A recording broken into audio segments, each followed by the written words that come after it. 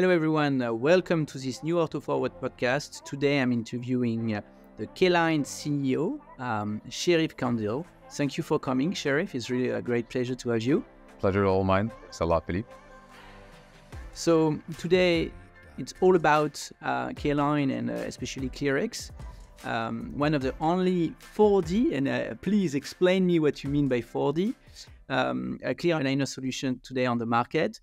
And something that I would like to start is you use a bit such as DentalMonitoring have an agnostic position of the market, means you try to serve all brands, you try to give the same access to your data, technology. Can you, straight to the questions, try to explain to us what is your value, how much you're agnostic, and try to explain to the audience what do you do? Absolutely. So maybe let me start to give like a very quick intro about what we do, who we are. I mean, we're a German-based company that's dedicated to provide all kinds of services to aligner providers. So we're an omni provider, so as to say, for the aligner industry. We're agnostic in the same sense of how dental monitoring is. So we're ensuring to provide or empower all aligner providers out there to have the right tools in hand, whether it's from the treatment planning to the aligner manufacturing, to technical IT services, et cetera, et cetera. So in other words, we could put it as the vision of K-Line is to democratize clear aligner access through equipping providers with innovative, comprehensive solutions for their aligner specialty.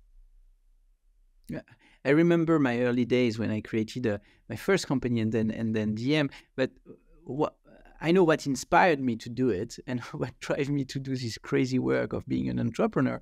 But what inspired you? What is the story behind how you came to build this company and this project? Absolutely. So I think it all started back in almost 2009, 2010, when I originally come from Egypt. So that's where I actually had my dental practice. And it all started at one of my mentors working with him. I mean, he's a very famous orthodontist, and one patient came into the practice, and she was asking for a specific brand of aligners, and I had no idea about aligners back then. I was like, "What is that?" You know, and then my mentor, he was more of a very traditional, old school orthodontist, but very famous. So he's like, told me, "Sherif, just forget it. I mean, these are things that like they sell them maybe in America and so on, but this is not the stuff that we offer our patients." But it got me intrigued so much that I started to search by myself for this, and I started even to get the machinery to do it in a very manual method, like very old Essex way of cutting the teeth and moving it up the gypsum stone and so on. And that's where it all started. And I asked myself, is like there is no such aligner or let's say service like that in Egypt, and that's where it all started. The ambition to provide better care, in orthodontics for patients. And then in 2014, I moved to Germany, and that's where I established the company K-Line. But our go-to-market was in 2017. It was established on one very important vision, is to redefine orthodontics through innovation. And that's what we still do, despite being OEM. And many people think that OEM providers, they're boring manufacturers and so on. But it's really wildly different than that. I mean, the innovation is at the core of what we do, and that's what we're going to be maybe talking about today. ClearX, what is 4D? What's the fourth dimension in that sense? And how we're determined to change the course of how orthodontic care is provided through this OEM business model. But what you're saying is a bit, I love that, because you have been a bit a garage company, means trying in your own local lab within your in office. Germany, however, they start from basements. Okay. So you're a basement US company. Is a garage, but in Germany it's in a basement. That's true. Me, it was in my living room. So you see, you are a garage, living room, basement company. So I like that, because I think it's always the best way to start a nice project.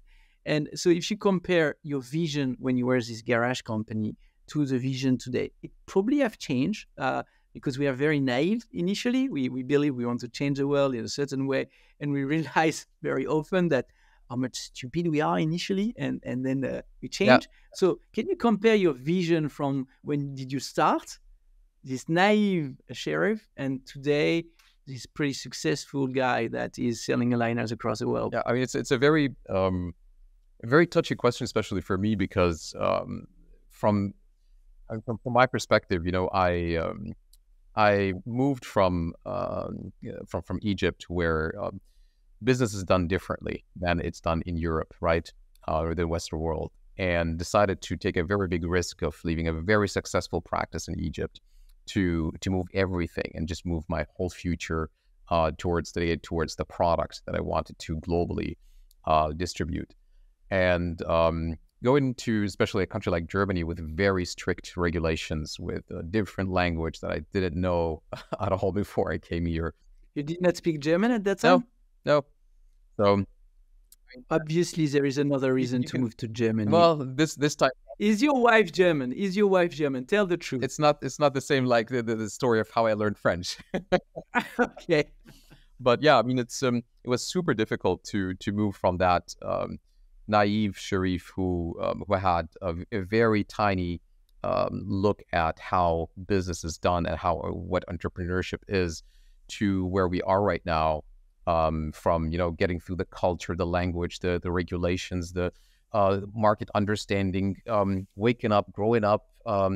We started here only with 2 people, me and my co-founder, and now we're almost 300 people. And from the basement to where we are right now, almost 3,500 square meter manufacturing facility. It's definitely, it has been a wild ride, but as I always say, it's always day one. So there is so much still to be done. Okay. And the biggest challenge, because now you've got ClearX, which is like SpaceX. You've got Apollo rockets behind you. So look, we understand the message, okay? You want to be the Elon Musk of the dentistry world. But Elon Musk has faced tons of challenges, and they are public. What would be the challenge, the most biggest challenge that you overcome and you're the most proud of it? Yeah, I think with this brings me to something that maybe I would share as something common between me and you as well, Philippe. I mean, you've went through your amazing product where you were starting in the living room to a spectacular company as DentalMonitoring now is accessing so many clinics to be, or let's say to set the new rule for how monitoring is done in orthodontics.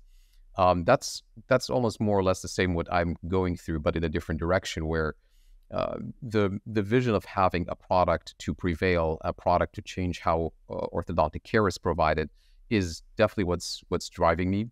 And the biggest obstacle is always the market fit, right? So you always have this vision, and you believe this is going to work. Everyone must do it. Why not everyone does it?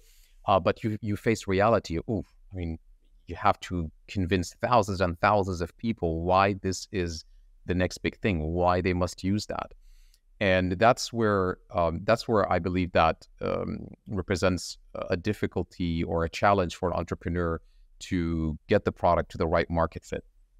Despite the great whether results, feedback from doctors, patients, still you always face that where people just, they say, hey, what is this? This is one of the new things. If, okay, 4D sounds good, but is it a market gimmick or something? That's what you always face when you get in a new disruptive product at the market. So I would say that's majorly the biggest thing for us to make a product go out there and change status quo of how orthodontic care is provided. Look, I completely agree on that. And I always say to my team, doctors, until they use you, don't realize how much they need you. They are successful entrepreneur. Each our doctor is most of the time a very successful entrepreneur, and you are talking to a successful person, telling him that he can be even more successful. And so it's a very difficult speech normally. But I think successful entrepreneurship being innovative, of course, but not being arrogant, humble, listening to your customers. and it's what drives us, and I hope it's something drive you. So if we speak about one of the main topic of today of the interview, ClearX,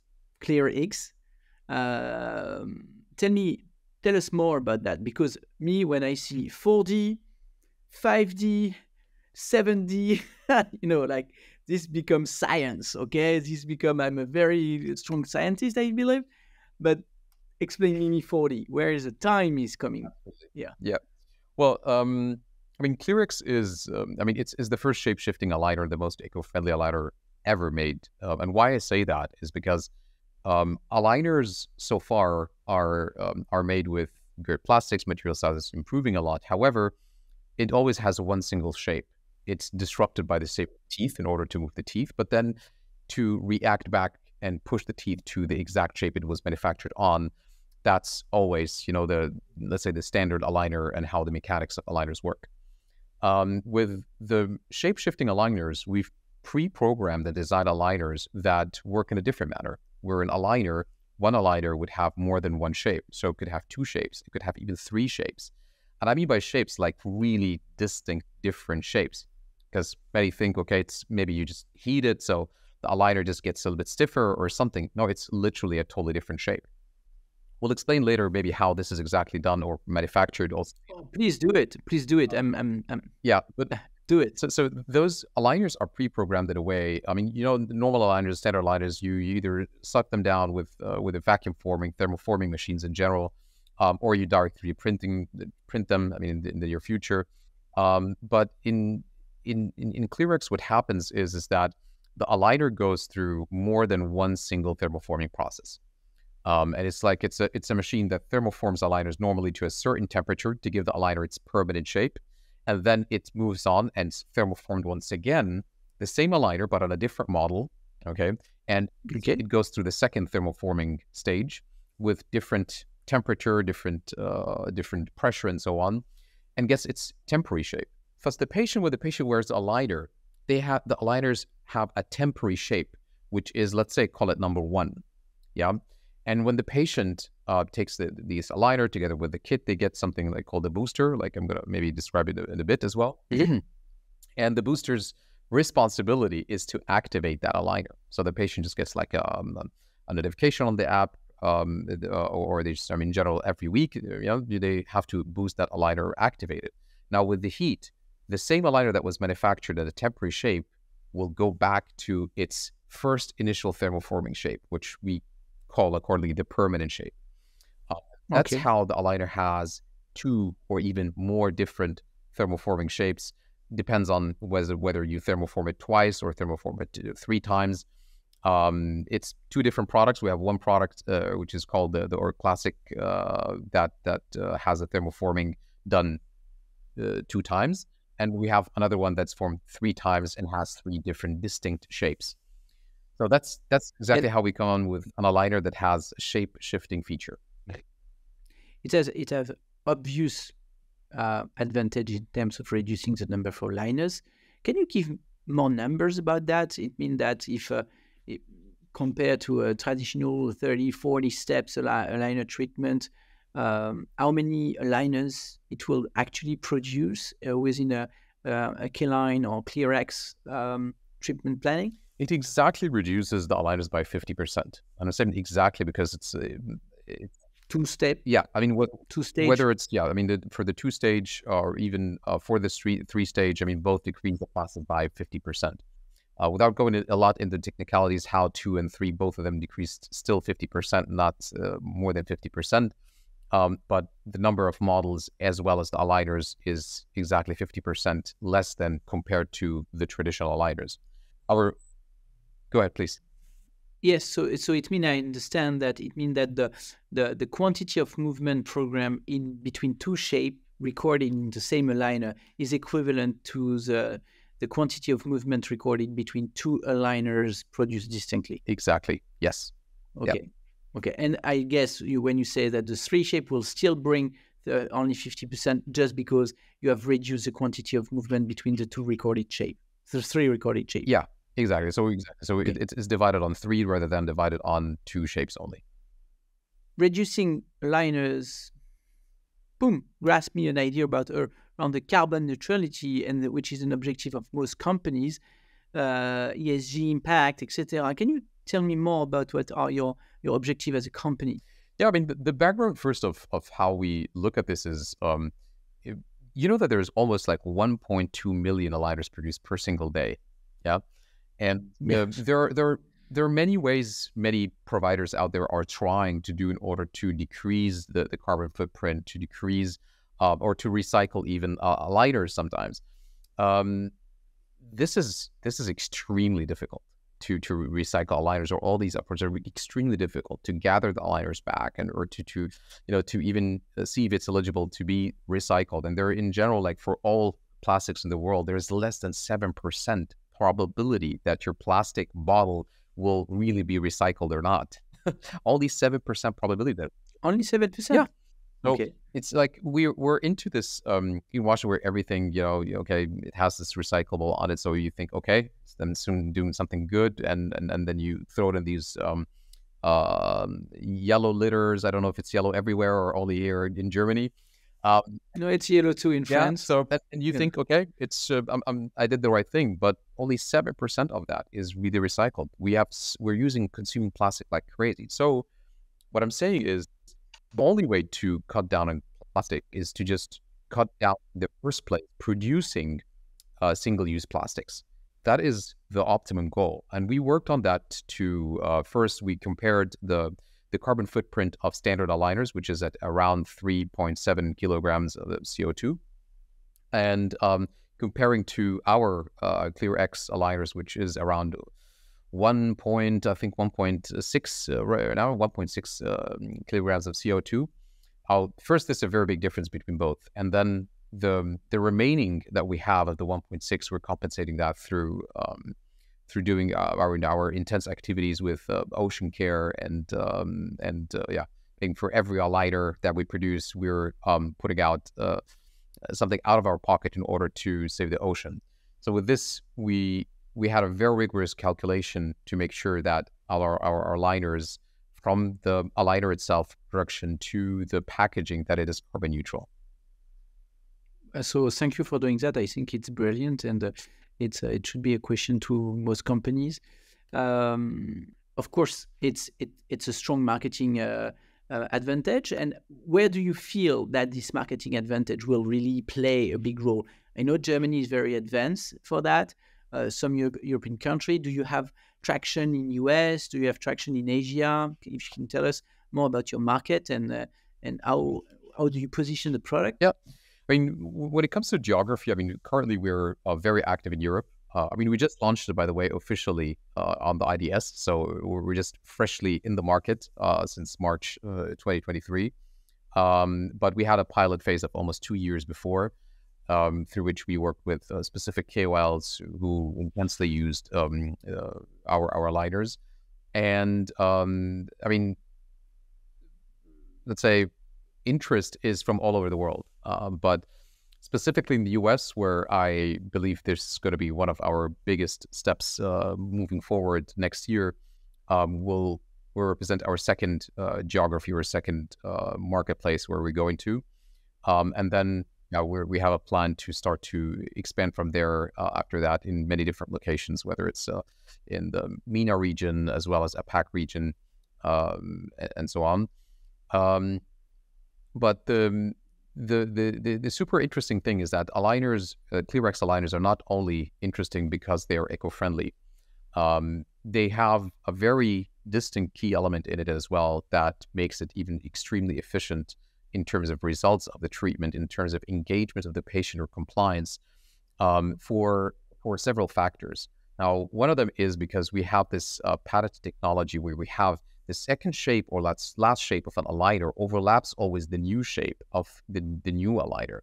And with this overlapping, we call it the recurrent aligner technique. So it's like with this overlapping, what happens is that you always make sure in every single stage that you don't have any lag of teeth that did not move even like 0.01 millimeter anymore, only if there are other factors other than related to the biology.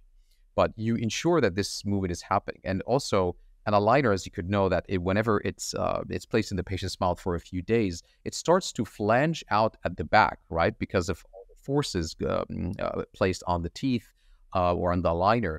Now, with boosting the aligner, it doesn't only just change the shape, it also increases the efficiency or anchorage at the back, where the teeth at the back, okay, where the aligner starts to grasp on the teeth once again due to the shape memory effect.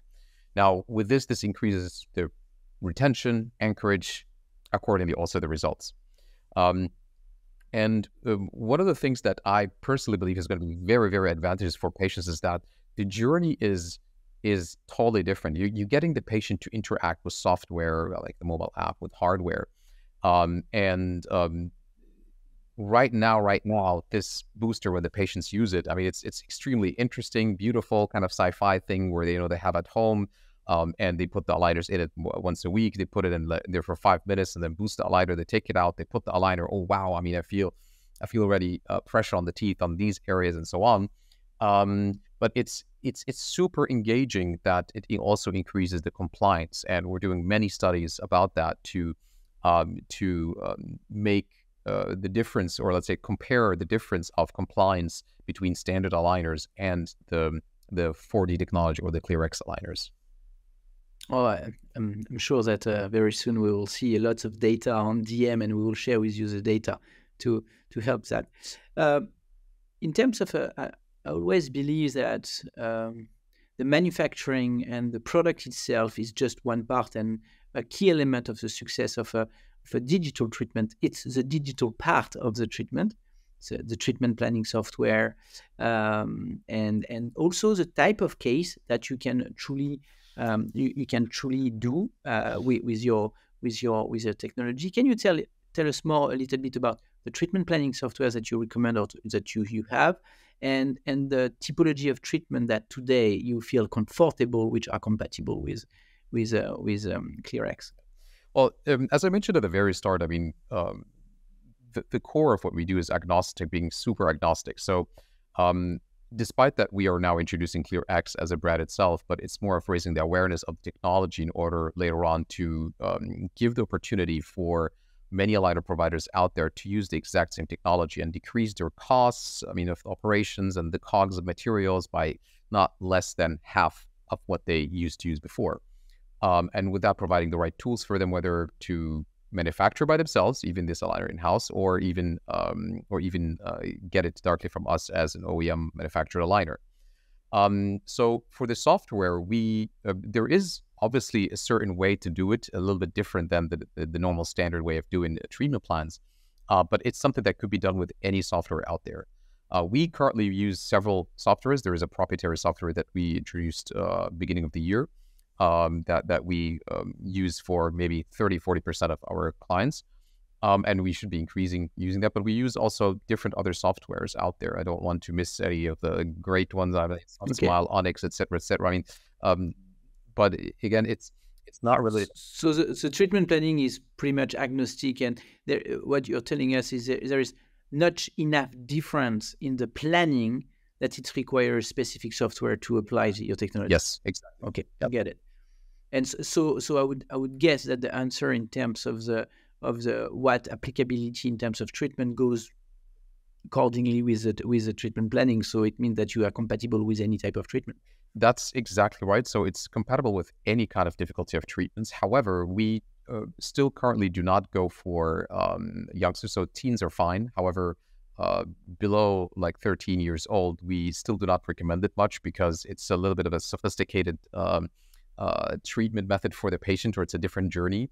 But we're going to be launching something by beginning of 2025, directly addressing that patient, or let's say audience of patients that are below the 13, let's say down to almost 8 years old. Let me think, this memory shape aligner, let me think about something.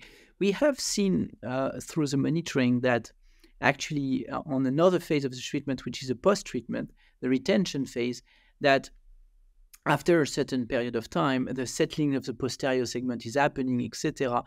The actually there is a need of reshaping the retainer because there have been movement which has not abnormal movement. They need to happen, the settling. But because of this settling of movement, it's very often that the retainer does not really fit well on the front, and there is a necessity to reproduce some retainer. Could we imagine that we have a retainer embedding the ClearX technology where you've got this first phase of retention where it fits properly to the teeth, and then we reboost the retainer using the ClearX technology, that when the second conformation of the teeth happen, boom, you already have your retainer ready. I don't know, because I don't really grasp the time that you can really use this material. Is it, can you try to answer to this tricky question? Well, I mean, I love the question. It's actually very creative in nature. I mean, we never tried that, nor, I have to be very frank, I mean, we never even thought about it to be used in that sense. It's a very interesting idea. However, when we talk about shape memory polymers, plastics are so tricky, and it's not simply just to get any plastic out there and to try to to use it through our system or our method of manufacturing. We've tried tons of types of plastics out there, and even the best shape memory ones still are not conform with the whole validation process. The retainers, theoretically, this is what you just mentioned, Philippe. This is very doable and it could be done. However, practically, we've realized that sometimes the time that it takes to boost an aligner, if you, for example, leave a piece of plastic for, let's say, like a few months on the table, it will change so many things inside it, right? So it's like the polymer change. Imagine putting it in a very harsh environment like in the mouth. Then the changes accelerate so much. And and thus we do not recommend to have like very long periods of time till the boosting happens. The longest that we've tried so far was almost like at 8 to 9 weeks time, where the efficiency of the shape memory or recovery of the aligner is almost at, let's say, somewhere between 97 to 98%. But longer than that, then you start to see that the material, the plastic, starts to lose its memory step by step. Okay, so there is a limitation in terms of how long you could be using this memory shape technology for the moment. Yeah, it's first stage, and okay, I get it. So innovation, questions around innovation. It brings me to a natural question, which is your roadmap. You just release new products, but I'm probably sure that it's just the beginning. I hope so. What is the roadmap? If you can, and we have speak about very big ambitions when it comes to the products fit and let's say maturity in the market. I mean, despite right now we're just starting with all this shape shifting feature and focusing a lot on that shape shifting feature. This is just the beginning, Philippe. I mean, this is the we just scratched the surface of the potential of this. Why I'm saying that is because I believe that aligners have an amazing future if you include with it AI, like what DentalMonitoring is doing, together with Internet of Medical Things. I mean, what we are aiming at is to have an aligner that is, or let's say a treatment that is customizable throughout the whole path of the treatment. We want to forget that there were days where we just had like one single treatment that we just assess through STL files, and we just throw that treatment on a patient and expect the biology to react exactly to what we planned on the software. We want to keep on modifying itself, where there is like feedback directly from my smartwatch, from my phone, etc., etc. From DM, the feedback loop from DM. Exactly that. I mean, that's actually one of the projects that we have to work on together. Is to have all this feedback, this vitality signs, these lifestyle changes. All this affects the treatment, whether to boost the aligner or change it today or wait for a few days, to even increase the magnitude or decrease the magnitude of boosting specific areas that will be boosted in the aligner, not fully. All these things, all this data that we're currently gathering, and I'm sure you have tons and tons and millions of terabytes of data on your side.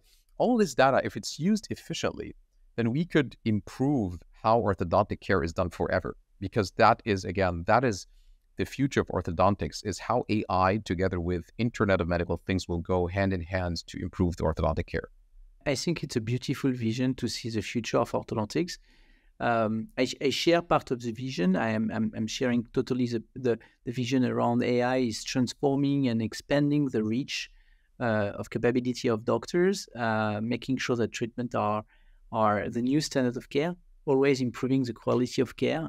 And I think AI is a beautiful instrument to do that.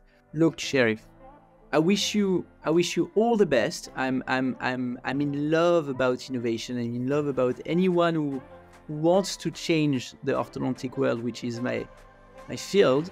I think we need to continue this discussion, because this is really intriguing for me. So on that nice note, I wish to all the auditors that I hope they enjoy this talk with you. It was really a great pleasure to have you on this podcast, and looking forward to see all this evolution that we will see on K-Line and ClearX. Thank you so much for your time today. Thanks a lot for hosting. Thank you. Pleasure. Thank you. Bye-bye.